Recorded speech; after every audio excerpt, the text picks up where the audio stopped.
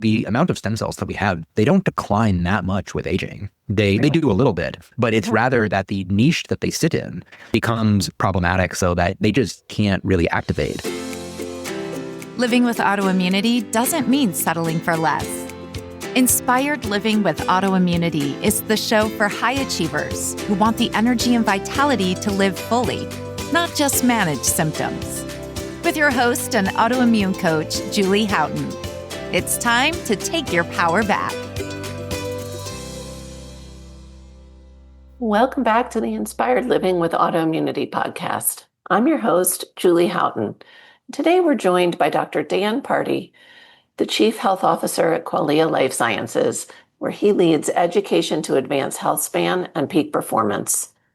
Dan is the founder of humanos.me and the host of HumanOS Radio, the official podcast of Sleep Research Society.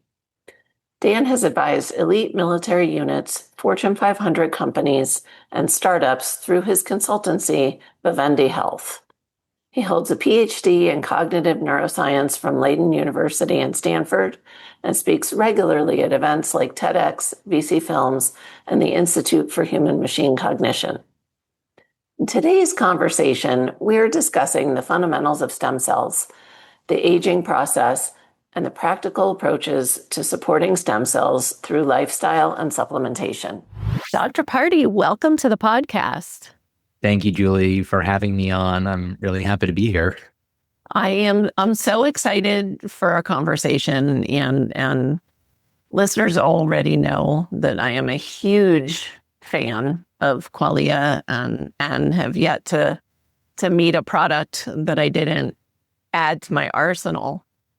How you're fairly new to the Qualia team. Yes.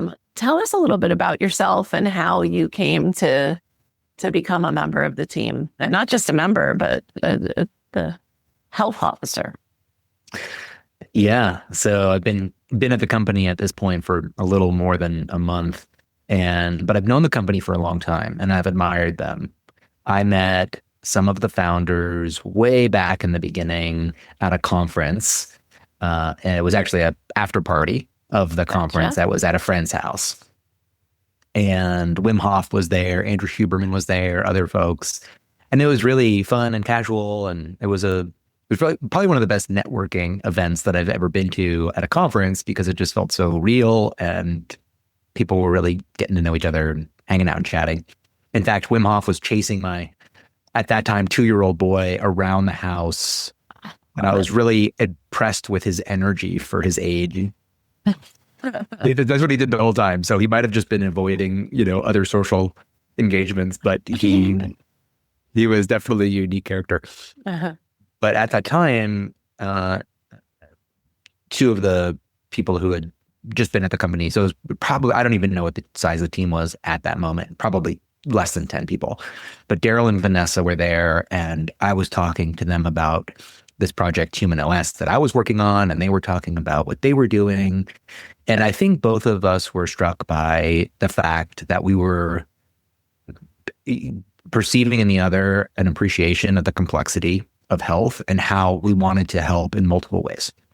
It wasn't simple products that solve simple, that create a simple solution, which, by the way, can be super powerful. But we were wanting to do more. And there was an excitement at that time with technology and how new technologies might be able to encourage what both of us were trying to achieve. So quantified self and biohacking, all that. So it was cool. And anyhow, that led to me interviewing Daniel Schmachtenberger, one of the founders, on my podcast, HumanOS Radio, where he talked about nootropics. That was their first product at that time called Qualia. And subsequently later, of course, the company changed its name from Neurohacker Collective to Qualia Life Sciences. And I do like that name a lot, the new one. The old one felt right for the time, and this one feels like it's a better fit for more people. And then, let's see. So then Daniel interviewed me over 2 podcasts where I talked about sleep. And at that time, I was working on my PhD. working on it from Leiden University, one of the oldest universities in the world, out of the Netherlands, and then Stanford. So I had a collaboration where I was doing my PhD work at both institutions and also developing this startup. And so a effective nootropic or cognitive enhancing product was needed because I was really had a high workload. And since that time, we stayed in touch. We supported each other, cheered each other on, and always reached out. Then last November, James was in Austin. That's where I live now. And we went and grabbed coffee and started to explore the possibility of me being, in effect, like a scientific spokesperson. So somebody who's going out there and talking about the therapeutic areas that we hope to address, the products and how we created them. And I just seemed like a really nice fit because I think at the heart of it, I'm an educator. Scientists do experiments. And while I am now a part of a company that does do experiments with the products that they create, I'm not doing experiments on a day-by-day basis. I am trying to help people have a really firm grasp of areas that matter for their health. And I am really motivated by that, doing just that. And so it feels like a very, very good fit. And so far, so good. And I've also really, like you, admired their products and used them. So that was a great endorsement. Right. Yeah, which is amazing. And they needed somebody to teach us lay people not only about these areas of importance, but also, the even in some of the interviews I've done with James, I mean, he does a great job of being relatable. But then he gets he gets excited about the science and then can lose us sometimes. So it seems like a fantastic fit. And I'm excited today to talk about one of my absolute favorite areas of wellness, which is stem cells. Yeah. And so I'm really, really just looking forward to learning more from you and having listeners. It's funny, over the years, it's been this almost taboo subject in the United States. And I love where things are going now with stem cell health. And so let's learn a little bit about stem cells and let's start with, I love starting at the basic. Yes. What are stem cells and why am I so excited about this conversation? It's a great place to start, Julie, because in the spirit of helping people understand, there's two ways that you can communicate science. You can communicate it in a way that tries to make yourself sound smart, or you can communicate it in a way that helps other people sound really smart or feel smarter, right? Because they're actually picking it up. Right. And so with that, there's the information you share, but there's also the sequence in which you share it so that you can build upon an increasing degree of knowledge as you listen. So starting from the basics makes a ton of sense. And I agree with you. Before I launch into what stem cells are and what they're doing and why they're so cool, it's been a topic that has garnered a lot of excitement and attention for a while, but it's also been controversial. So companies have come into existence and they've been shut down by the FDA because they were promoting them illegally. So there's been some controversy here, and rightfully so.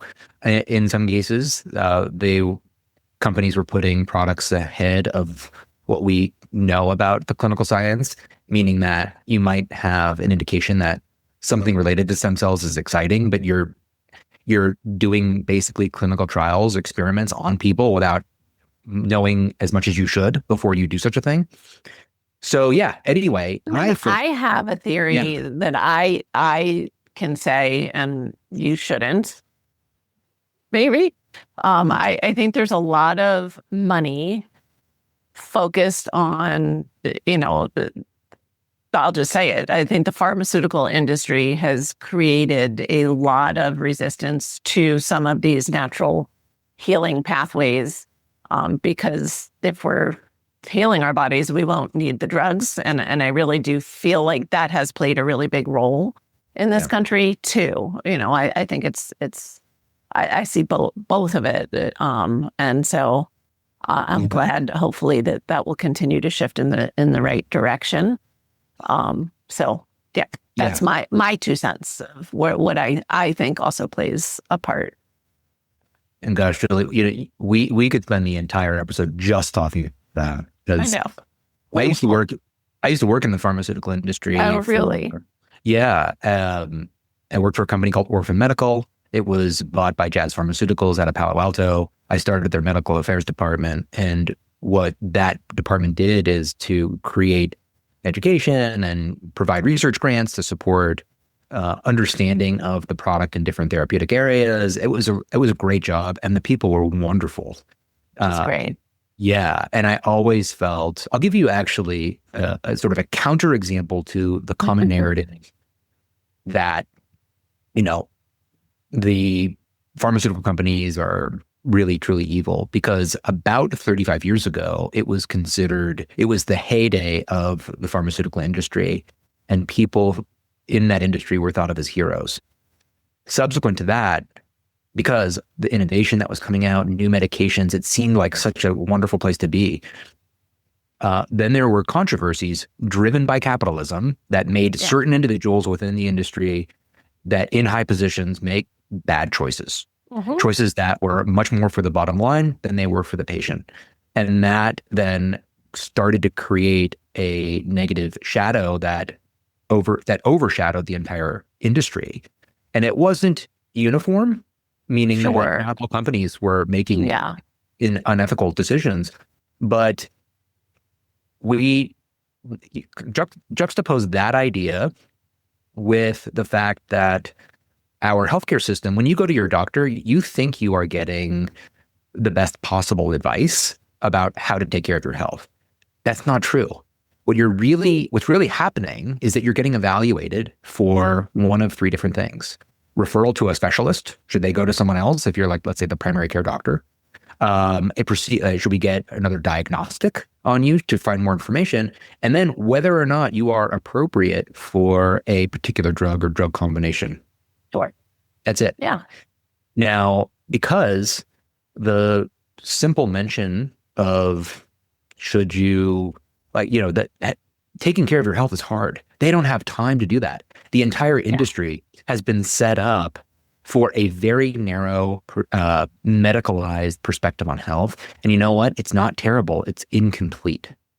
And so the incompleteness of this has then also created a lot of negative perspective about the medical system, because we've thought of them as almost the entirety of our healthcare.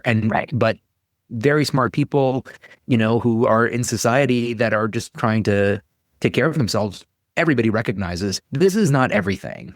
And so whether your doctor gives you a couple of tips out the door to eat right, what does that mean? Or exercise more, those will never work as effective therapies to get a person to really do that well. And so in the mid, 2010s to 2020, we now started to see very good public voices getting out there and talking about scientific wellness. And now, look at us. We're chatting about these ideas today and are contributing to a more full healthcare system by talking about things that the medical system won't address. So we need both arms. But absolutely. Yeah. I'm not, there's also a time and a place for medication, and thank goodness we have brilliant people working to create these pharmaceuticals for sure. Yeah. And I have said it a million times on the podcast, God forbid I need an emergency surgery. Like, I'm going to the Western system because for acute care, hands down, that's what the system shines with. And then there's a reason why we have a functional medicine clinic where we can spend an hour with a patient and, get underneath it. So I've taken us way off track. Want to steer us back. Because I didn't mean to bash, I just do think there is some resistance to some of the more natural, tapping into the body's natural ability to heal. And so with that, what are stem cells? Yes. So this is a very important subject in this area. So we talked about that it's exciting and controversial, but all right, what are they? What are they? We all have them. So why is it controversial? These are specialized cells in the body that can both make copies of themselves and turn into other types of cells. So take a moment as a listener to think. You can make a duplicate, and they're called daughter cells. And then you also you're making two. A stem cell can make two different daughter cells. One is another stem cell, and the other one is now going to turn into a type of tissue in the body. And these cells are a major part of the body's repair system. They replace worn out and damaged cells throughout our whole life, and they can supply whatever type of cell that we need depending on the context.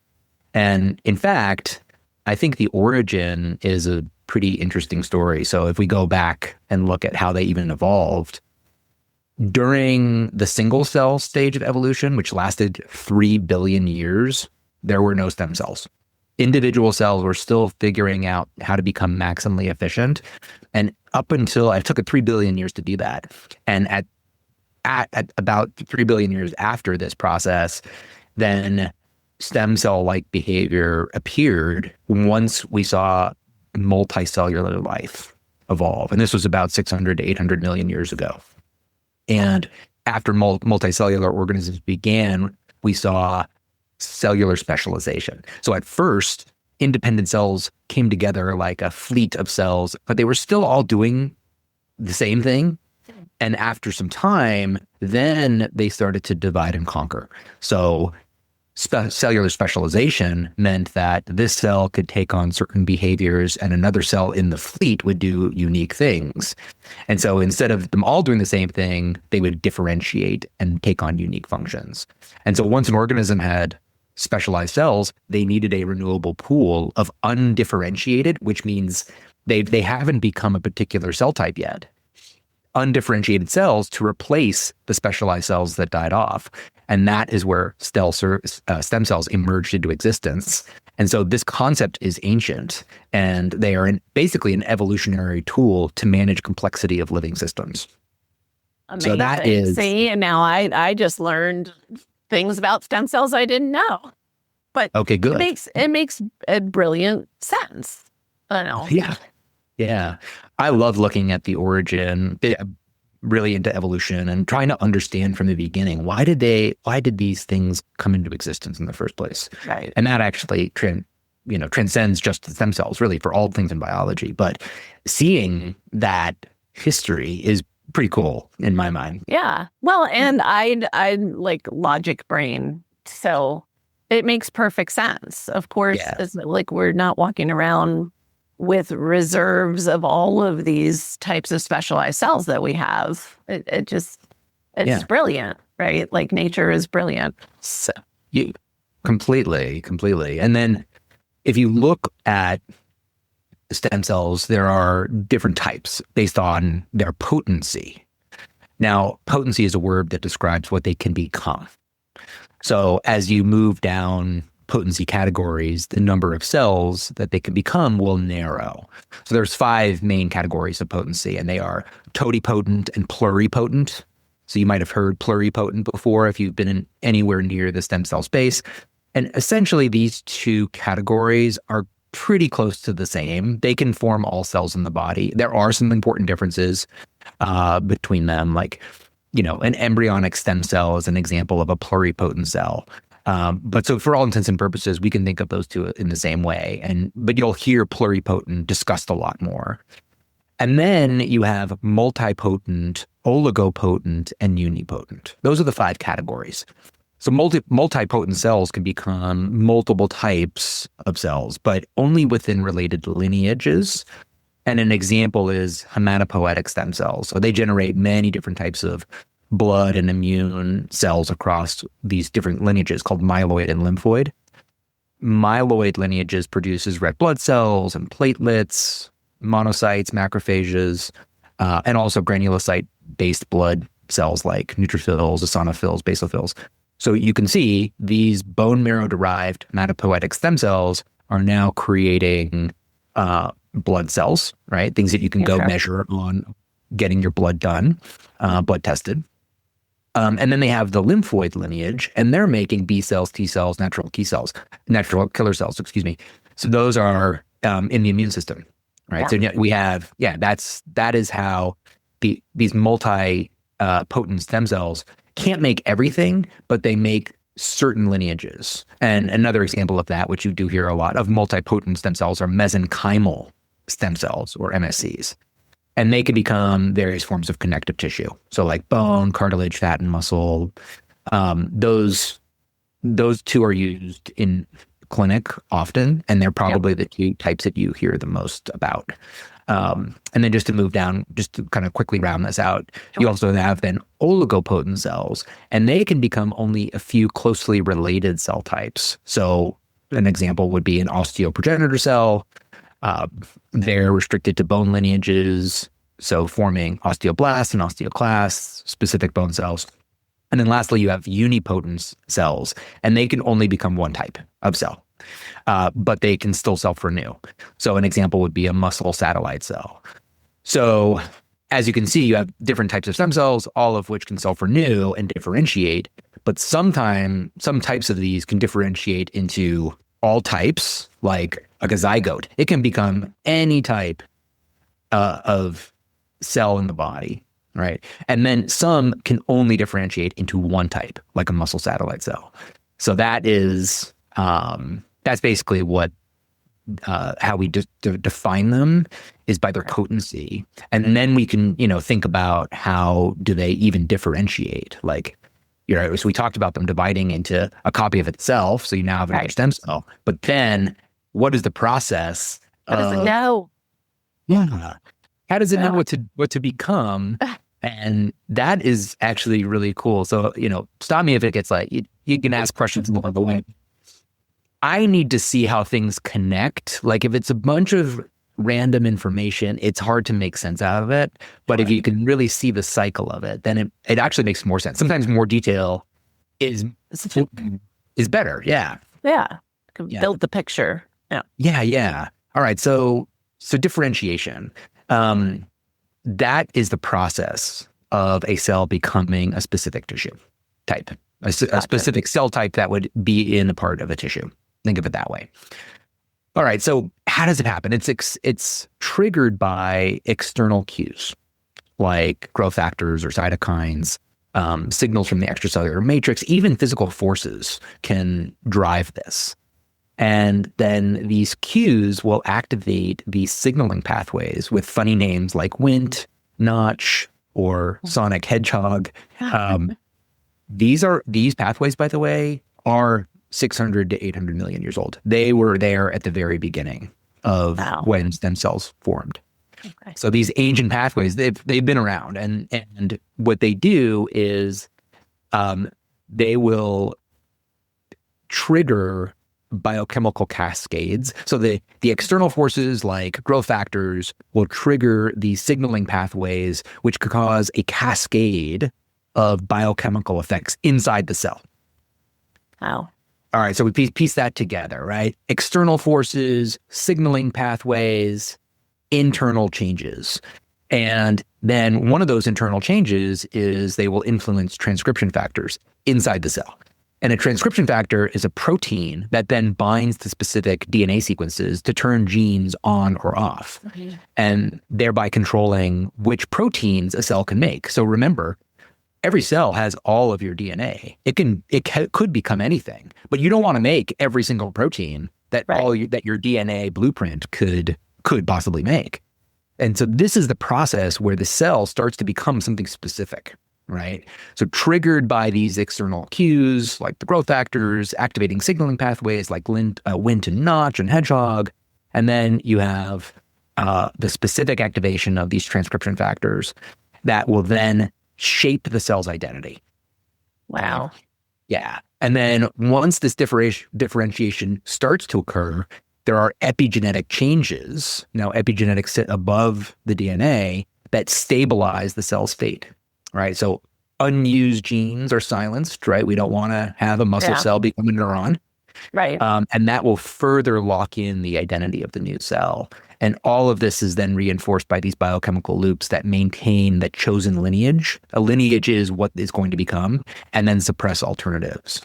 And so like one example is in muscle differentiation. So there's a transcription factor called MyoD, and that turns on muscle genes like actin and myosin, which is a part of the muscle tissue. It also then, that same transcription factor also suppresses like neuron and fat genes, right? So it's not going to become those types of tissues. Right. And there's a positive feedback loop. So interestingly, MyoD also activates its own gene to produce more myogenin. And so it's all, once it starts to go down that path of becoming a particular cell, it's all reinforced by epigenetics, these feedback loops. And that's how you wouldn't want a cell to de-differentiate, which means it now becomes, all of a sudden, you have a neuron or a fat tissue cell in your muscle. Yeah. It would be problematic, right? I remember years ago, and I won't throw him under the bus by using his name, but I was talking to my son's orthopedic surgeon, because he, was recommending shoulder surgery. And I was like, what if we did stem cell? And thank goodness, we've got people like you educating physicians. He literally said he could end up growing a tooth in his shoulder. If you did. And I was like, no, that's... So yeah, we've come a long way. Then my son is turning 30 this month, so this was a while ago, but okay, yeah. So thank you for explaining how that does not happen, but yeah, it's important for people to understand that you're not just. It's not like a roulette wheel where who knows what kind of cells you're gonna get. Like, yeah.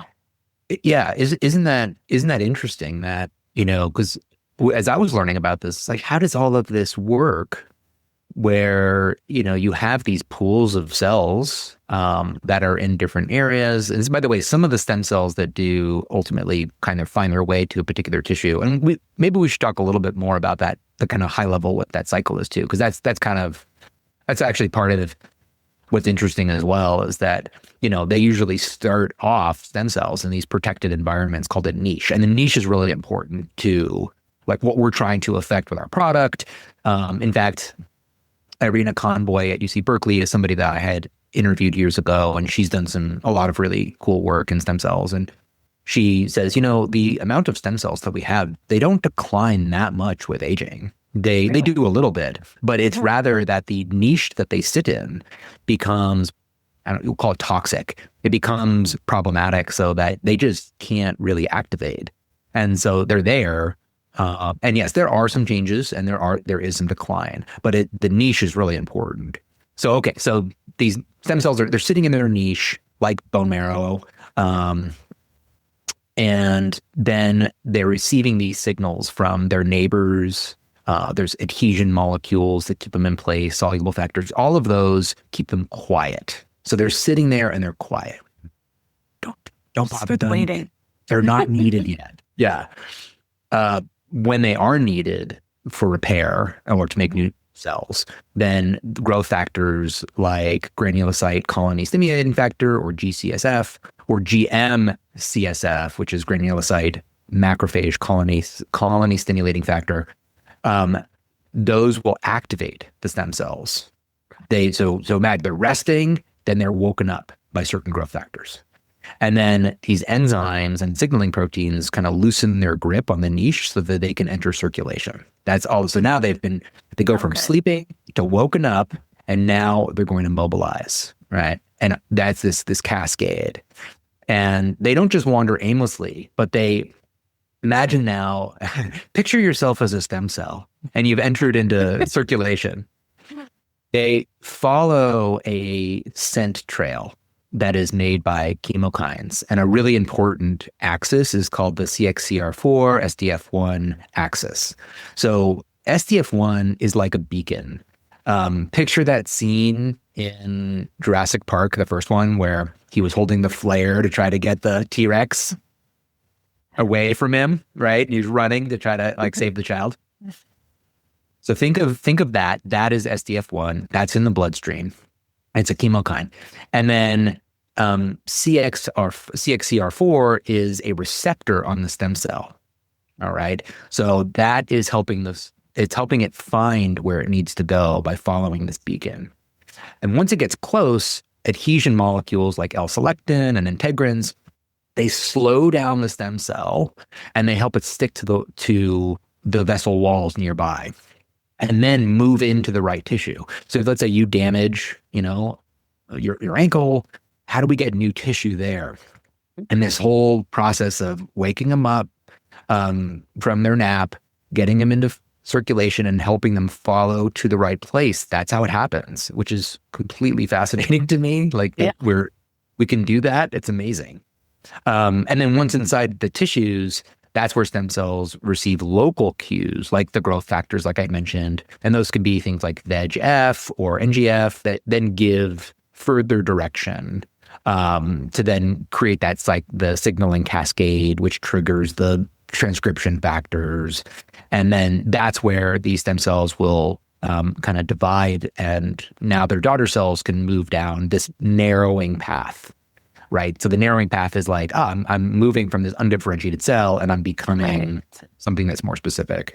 So the other daughter cells, like the one that the mold of clay, though that can become anything, they can actually, not all of the stem cells will leave the niche. They can remain behind and they can do this self-renewing process to keep the cycle going.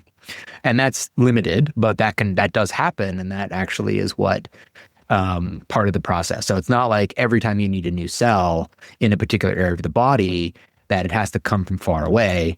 That some do remain local and can continue that process for a while. It's indefinite. So eventually you will need new stem cells from particular pools. But yeah, that's an interesting way where that happens. So hopefully that's illustrative of like how it's all working. They sleep in niches, they're activated, they travel along these chemical trails, they settle into the right spot, and then local instructions reprogram them into the right tissue, and it's all tightly choreographed. So that is basically how they're working. Which is amazing, and why we think of them for healing and repair. It's because that's how we heal and repair. Yeah, exactly. So you mentioned that, as we age, we may lose some of our, we may have less than we had when we were younger. Yeah. How do we support optimal health when it comes to stem cells healing and repair? I kind of think of like to counteract the what we think of as aging, which we tend to think of as decline, right? And we don't want to decline. Yeah. So the broader, the idea of what happens with stem cells as we age it's called stem cell exhaustion. That's what we refer to it as. Okay. And it's basically a decline in their ability to self-renew and to generate functional cells. So we have these stem cells, but they just can't do their job. And that does happen as we get older. And this impaired tissue repair, it's why it's considered one of the 15 hallmarks of aging.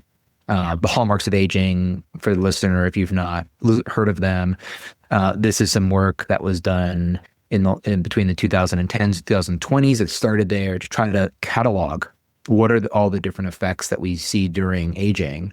And a lot of folks will think of them as the causes of aging, but they're probably, I would say, consequences. Yeah, for sure. Yes. And I will highly encourage listeners to James Schmachtenberger and I we went through the hallmarks of aging. I know that this is like Qualia's mission in life is to support us with all of that. And so if you guys want a deeper dive, for sure, check out some of the past episodes on that as well. But that's why we're here, right? This is why I have the podcast. I know when I was diagnosed in my early 30s with rheumatoid arthritis, I was told I could not heal, like, period. Yeah. That is not healable. Yeah. Not true. Mm. So, by supporting different systems and including, stem cells were a part of my healing journey as well. And so that's why I'm so excited that we're now in a place where we can talk about these things, and there are ways for the everyday person to support their own stem cell health and their ability to heal. So, Julie, do you mind if I ask how stem cells have played a role in your healing journey? Yeah, I had already made the lifestyle changes. It was already healing and improving, and was fortunate enough to be able to,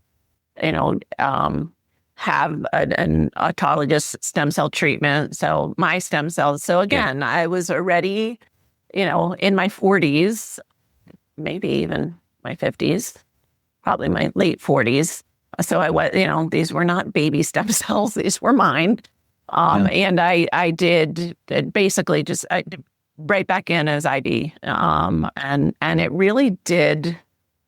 Just boost, kind of got me past where I felt like I won't, looking back, I think I was plateaued. I don't want to use the word stuck. I was probably at a little bit of a plateau, and it was just kind of that final push of, and again, they were in there ready, right? Yeah. Sleeping, waiting. And so, we did a little, added some exosomes for signaling as well. So, but that's not something even back then that was available or affordable for most people.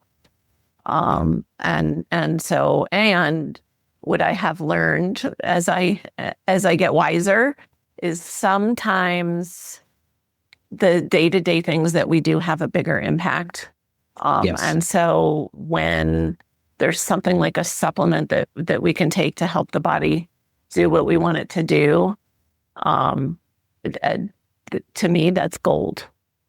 Yeah, me too. It's one of the reasons I was so interested to join Qualia, because, as a scientist, I love sharing information about different topics, but the idea of baking a lot of that wisdom and knowledge into a product that is really easy for a person to take just means that more people can access and benefit these a lot of really good science.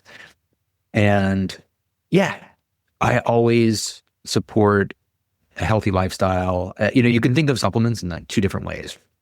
You can think of them as a crutch that people use, and they're going to continue to smoke and drink and just do things that are not healthy. Right. Okay, well, in that particular case, maybe they are still helping, but I actually think of them more not like a crutch, but a catalyst, because we have more what it'll promote is convergent behaviors. You're more likely to then, if you're already taking some action to promote your health, you're more likely to take other actions that support your health too. Standing, going for a walk, eating the right food, not eating the wrong food, getting to bed a little bit earlier. And, as you know, in truth, all of those little things, there are no silver bullets or smoking guns. Right. It's really the sum total of numerous, many, many different lifestyle factors that come together that create an environment inside your body that then enables better health to occur. And supplements, I think, can play a pretty strong role, not only on their own right, but also in facilitating convergent behaviors. And so take it all. Take all that good stuff. And I am a believer, and it is, and I am always playing with, does my body still need this? Right. But people sometimes are like, oh my gosh, when they see what I take, And I'm like, well, I feel amazing. I'm doing things I never imagined I actually didn't think I would live past 50, and I'm 56. So to feel how I feel, have the life that I have, I'll take that big bag of supplements in the morning. When I was on the 10 prescriptions, I was almost bedbound. So to me, it's, it's a no-brainer. Share with us. So now that we have this picture of what stem cells are, their role in the body and kind of how they work, let's talk a little bit about Qualia stem cell and how incorporating that into your routine can support those hallmarks of aging. Yeah. So to start, I want to mention a few other areas that are related to stem cell exhaustion, because these are then the areas of opportunity, if you will. Gotcha. Sure. Yeah. So what are the drivers of this stem cell exhaustion? And a major one is chronic inflammation. And so when we were talking about all the numerous things that you can do, like going to bed on time and eating the right food, all of that, all the stuff that sounds like platitudes and boring, but we acknowledge it works, but it doesn't excite us. Interesting way to think about it. It excites me, but yeah, I'm a nerd.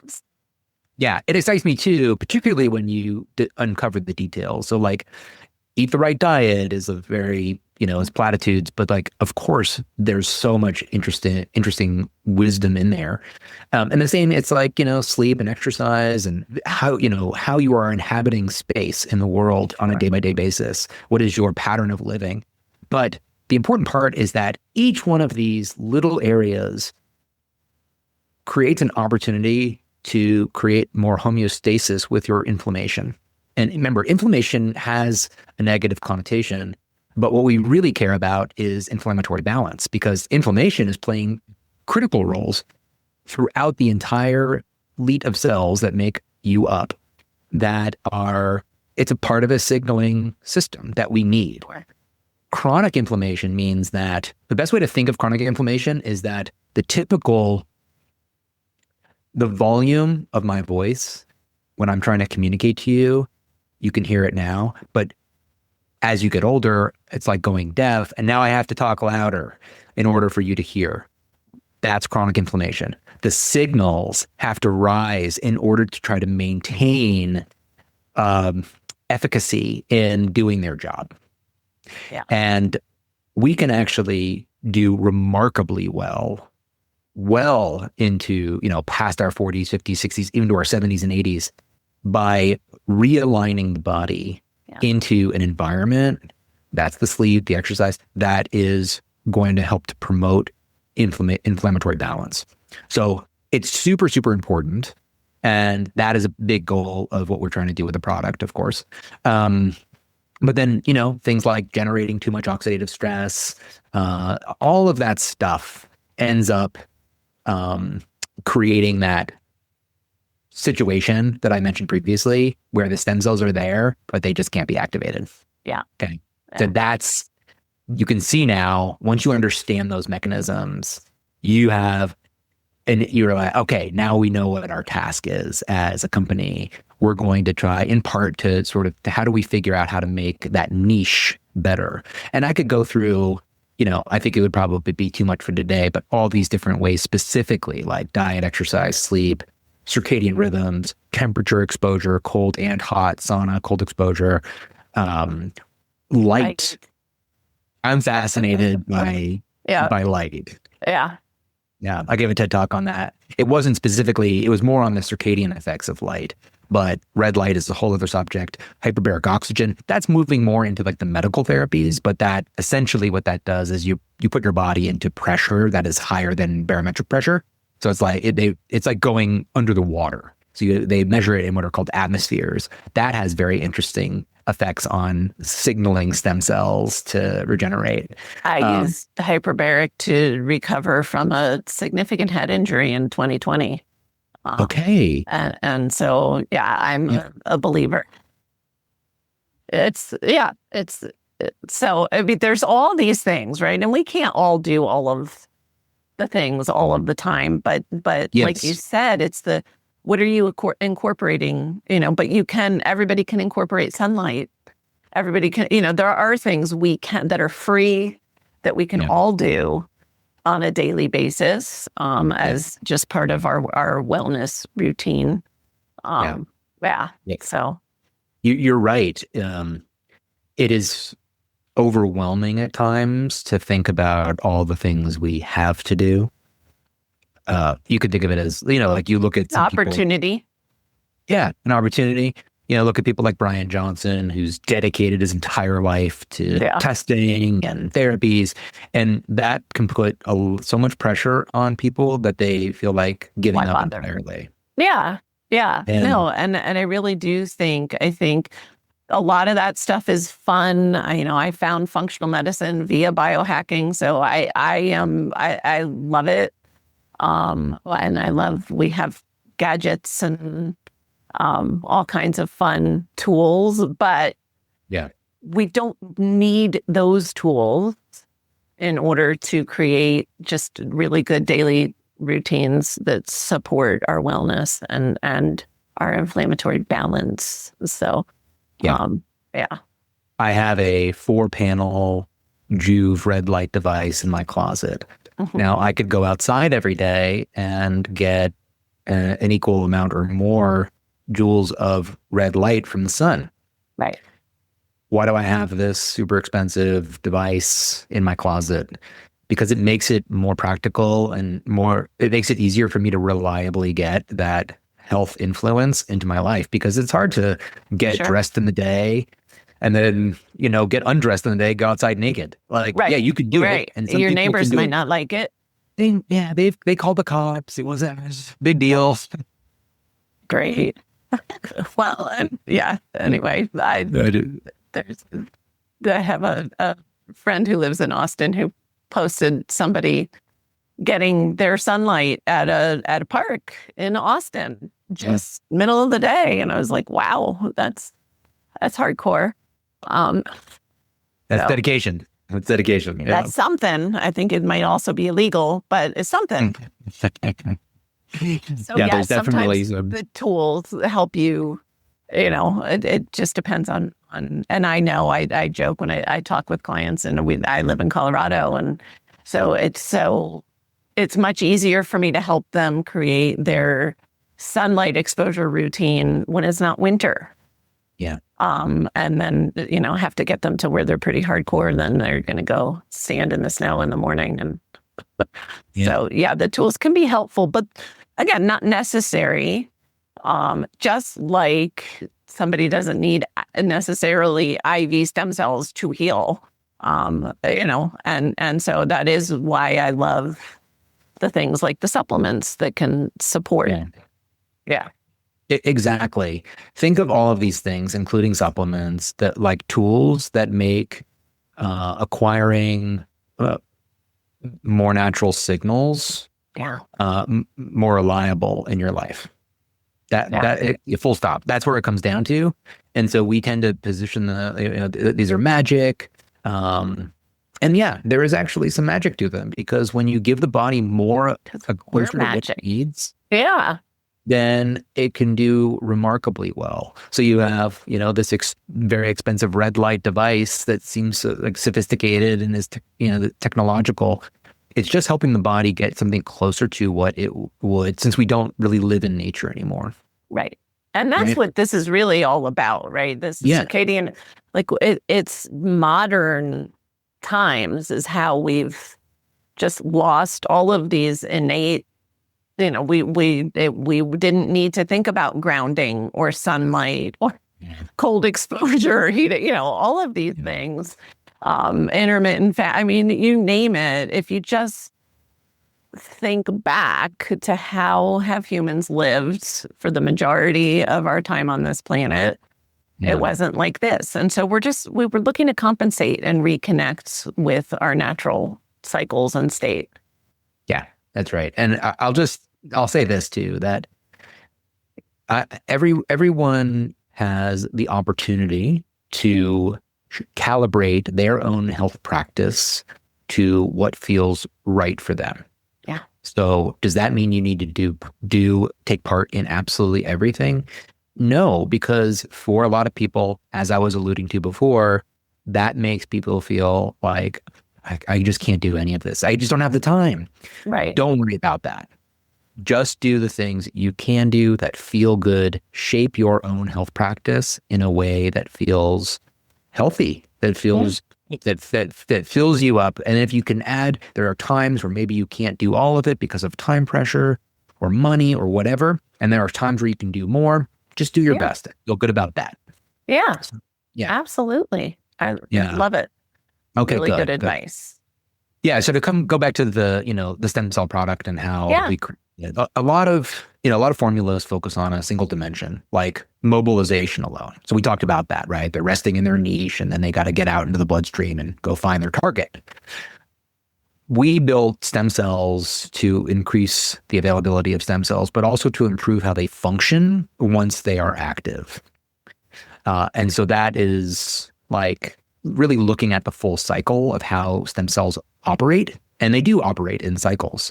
They alternate between active phases of mobilization, undergoing renewal, self-renewal, differentiation. And so we created this 4-day protocol that sort of matches the rhythm and prevents exhaustion by balancing activation with rest. That's not how the body works, which is to constantly pump out new cells. And so we created the idea behind this product is that you take it for 4 days in a row. It supports a lot of aspects of the stem cell cycle. It does promote mobilization, but it also is going to help them home. Homing is the term that is used to help them find their targets. Where do you need new tissues? And then to support the whole process of differentiating into healthy, functional tissue. And I think that is why this product is so revolutionary. In fact, in my mind, you could use this product without ever getting any medical stem cell injections. But if you were to do that, I would especially use this product because we also want to support, think about it. If you get stem cells, so autologous stem cells out of your own body, you can take them, out of bone marrow, out of the iliac crest, or out of fat tissue, which increasingly is being used. And then you concentrate them and you put them back into the body, right? That, in a way, part of what our product does is help to mobilize the stem cells that you have. So now you have two situations where you have increased stem cells in the body. And typically what people will do is they'll put them into the specific area where they have need, or you can do IV, and that's going to, go throughout the whole body. And there's some interesting innovations there, particularly with Muse cells, which we may or may not have time to talk about. But anyway, the science is advancing. Yes. But then you would want to support, especially if you're paying for an expensive stem cell therapy, you really want to support maximal efficacy. Absolutely. So you can use our product with or without, getting stem cell injections. In fact, so the idea is that you use it once a month, 12 times a year. And then, it actually works really nicely with our senolytic product. And the way that one works is actually to clear out what are called like zombie cells. So senolytic cells, real quickly, they are cells that have partially died. They're not fully dead. They're using resources and they're spitting out a lot of inflammatory substances, over 120, into the surrounding niche. So remember we talked about how inflammation is the key driver of stem cell exhaustion? Well, as your body ages, you develop more and more senescent cells. And the reason why senescent cells, it's actually adaptive. The reason why senescent cells send out all these signals is to tell the immune system, hey, there's an issue here. Send molecules to clear it all out. But as we undergo thymic involution, our immune system decays and ages, we develop immunosenescence. The immune system is not as good as it was before at doing its job. Yeah. So and I would offer for listeners check out episode 63 on senolytic and zombie cells. James did an amazing job of giving us a deeper dive as to like why that is so important to help clear those cells out. And I love that the two products are, not only are they synergistic, it makes perfect sense, right? You want to get rid of those zombie cells and support the stem cells. But I also love that neither one of those products are daily. Like, they're, how is, and then I will circle back to Qualia stem cell, but so Qualia stem cell is 4 days. Yep. How do you use, if you're using both products, which I am, so I want to know. Yeah. What's the best way as far as when, like, I take senolytic the first of the month, just so I remember to, I have a time, right? So I remember, so that's my routine with that one. Is there an optimal, like, how far apart to take them, when to take them? Yeah. We have theory on how to do that now based off of what we know about the science of the individual products and how they work and some of the pharmacokinetics of debris clearance, et cetera. But we also are going to put the test. So we're in the ideation stage at the moment to look how to combine, for a study, to combine our products. So the latest thinking in general is that once a month, you would use the 2-day senolytic product. So it comes in a package. There's 1 day, 2 days. It's a combination of a variety of different compounds that tell a zombie cell to actually die. Yeah. That's what you want. And that helps to clear out. And these are natural compounds like flavonoids. And so what you do is you look at different vulnerabilities of those cells, you target them, and you create synthetic lethality. So you're actually doing it with multiple mechanisms, and it causes them to go into apoptosis or cell death, and then the debris can be cleared. But for a period of time, at least 24 hours, you're going to actually see some more damage markers.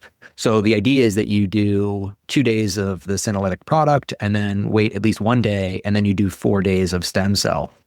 And that's going to promote renewal. Okay. Greg on our team, who is our chief product formulator, chief product officer, he also is doubling his dose of our NAD product during the 4 days of, and then going back to the normal dose, and for the rest of the month. So that product is something that you take every day, NAD. Right. And then these other two products, senolytic and stem cells, those you take once a month. And ideally, you would take them in this fashion, where you do senolytic first, then stem cells. And that is a very advanced health span augmentation protocol. And I'll say this, that because the hallmarks of aging are numerous and distributed, there isn't a single source of aging in the body, that all future solutions will be multi-pronged. You will be using different products at different times to do different things. And so, the most advanced right now from us is what I just mentioned. So those 3 products taken in that sequence. Yeah, which is amazing. Thank you. It was a little selfish of me. I wanted to make sure I was doing it right. Oh, yeah. Which I think is amazing. So Qualia stem cell is your pre-sales right now, right? It's not totally available. That's right. But by the time this airs, hopefully it'll be coming. And I want to highlight, because again, I'm such a fan of the company and the products and the humans in the company. If you are on the beginning of your healing journey and you haven't even started with the other things we were talking about, diet, sleep, sunlight, and lifestyle stuff, this is not going to, if you're in the fast food line every day, this isn't where you start, I would say. Yeah. I'm certainly not going to hurt anybody for sure. But I mean, I think again, as we up level and which happens on healing journeys, right? First, we just want to feel better. And then it's like, oh, and now I want to feel better, best.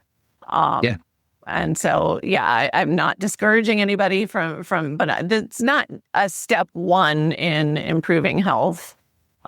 Because in my mind, then it's still an uphill battle inside your body if you're not doing other things to help reduce that chronic inflammation. Yeah. And what I would say is that you don't have to feel like you have to do everything right. That this can fit in, and it also can promote convergent behaviors. But if you're simply, frankly looking for something to serve as like a vaccination against bad diet, then that's going to probably get less results. But still could be beneficial. But, you always want to try to line them up and just do what you can, right? Yeah. If you're traveling a lot and it's hard to eat right, just do your best. And, those are the times too. That's like, okay, then maybe you are, up leveling your supplements because, we're always adjusting, right? As humans, and life is not the same, thank goodness, day in and day out. And so even those of us that have a really dedicated health routine, it needs to shift sometimes. Yeah. And so, I think that's amazing. And so I love this idea. I think of talk about really simplifying and not being a scientist. I think of the senolytic product as like the broom. Like I want to get rid of those cells, and you guys always are ahead of the curve, I feel like, and then there's all these other, I think nobody does what Qualia does as far as really creating these synergistic blends in their product. You guys aren't just bringing like an ingredient. I remember when we were talking about magnesium, because I was like, oh my gosh, there's 1 million magnesium products. And I'm sure that means you're doing it better. Let's learn about magnesium. So yes, same thing. And so, I'm super excited for the stem cell product to be widely available for everybody. Me too. And where's the best place? And I know listeners are going to get a discount using code JMCoach. But where is the best place to A, find out more about the product, B, get the product? Yeah. So I would, go to our website, qualialife.com. You can find the product there. And then you can set up a subscription where you receive it at a particular time every month. What I would also suggest people do is in their calendar, put in a recurring event for when they take senolytic. So then they're going to get it in the mail. They're going to know that Saturday and Sunday, the second Saturday, Sunday of the month, they're going to take senolytic and then put stem cells into their calendar for Tuesday through Friday. And then have that be recurring so that it's on your calendar and you see it. That simple trick makes a huge difference. And what's nice about subscription is that you're just going to get it in the mail. You don't have to go and reorder. I forgot to order it this month. Now I'm behind. All of those little things, those little details, completely can throw you off and get you out of your routine. You're trying to create a simple routine where you get it and then you know when to take it, and it's going to happen each month. And that's how you're going to really benefit from it. I'll say one other thing is that because stem cells are influencing hematopoietic stem cells, which not only affect various markers of, blood cells, but also your immune system. You would imagine, and there is preclinical evidence for this, for some of the ingredients that we use, that your body is going to get better at clearing out senescent cells. Right. If you use this routine. So you are truly, theoretically elevating your health span, which is the extension of a higher level of health longer into the lifespan. And that's exactly what we're looking for. We're not curing aging. We're not looking to live to 190 years old, but we are looking to feel younger much deeper into our life, into our actual lifespan for whatever that is. So that is the strategy that I follow, which is why I feel really good about promoting it and to others and like the rationale for why. But you can now see how all of these products are actually reinforcing the other ones, right. And they all are playing a really important role. Because we're integrated humans and you guys are looking at us as such and not just, picking an organ system and targeting that one. And so, so amazing. Dan, we're at the point where listeners are leaning in because they know I'm going to ask you for one step that they can take starting today to support that health span. It could be anything. You could have already said it, anything. Yeah, sure. So let's see. The first thing that comes to mind, I will say, we've mentioned this multiple times. There isn't a silver bullet. Find something that you love. That a lot of health behaviors are reinforcing, which means that when you do them, you want to do more of them. Yeah. When you start to eat better, if you give it a couple of weeks, your taste buds change. Your composition of your bacteria in your gut can change, and it can reinforce. It can make that food taste even better than before. Right. When you walk, I have maintained over 10,000 step average per day for the last 12 years. I'm super proud of that. Yeah. It's also my mental health routine, getting out there and going for a walk. So allow your own ambition to shape your behavior, like prioritize it, like try walking. If you don't want to if you can't do 10,000 steps, don't let that get in the way of you going from 5,000 to 6,000 steps. Right. Right. Because you can almost imagine that the value of the steps doesn't start at 10,000. It actually, each step you take gets less important. Is that weird? Yeah. Because when you go from, let's say, 2,000 steps a day to 4,000 steps a day, enormous, the steepest benefit that you can occur. So find your goals, have fun with them, let them, fill your life, and then, keep learning. It's a lifetime challenge that we have, and and the more that you lean into it, the easier and more fun it becomes. Make it fun. Yeah, I love that because if it's fun, you'll keep doing it. And like you said, then you get into this loop where it's reinforcing itself, and then you're looking for the next thing, or you're adding more steps, or you're. So I love that, and I can't encourage listeners enough. Like, go to qualialife.com and get the subscription set up. And again, such great advice to just set the recurring reminders. Because just take the band, like, get your bandwidth back. Then you don't have to think about it. And did I, when am I going to take it? Just make it easy. Make it easy. And then make it fun. So I love that. Yeah. Make it easy, make it fun. I like that. It's become a new catchphrase. Dan, thank you so much for your time, your expertise, your sharing your knowledge with us. I know you had a lot more you could have shared. And we'll let listeners chew on this one, and then hopefully we'll get you back in for another conversation. Oh, I'd love that. Yeah. I mean, each one of these subjects you could go on for, hours and hours, if not days. But hopefully people picked up some valuable tips. Oh, for sure. Yeah. Deeper understanding and even some clear ideas about how to take advantage of this cool science. Amazing. For everyone listening, remember you can get the transcripts and show notes by visiting inspiredliving.show. Hope you had a great time and enjoyed this episode as much as I did. I'll see you next week. Thanks for tuning in to Inspired Living with Autoimmunity, hosted by Julie Houghton, your autoimmune coach. If this episode resonated with you, share it with someone in your life who needs to hear it. For the complete show notes, links, transcripts, and everything discussed today, visit inspiredliving.show. You can also send in your questions there to be answered by Julie in a future episode. That's inspiredliving.show. Remember, it's time to take your power back.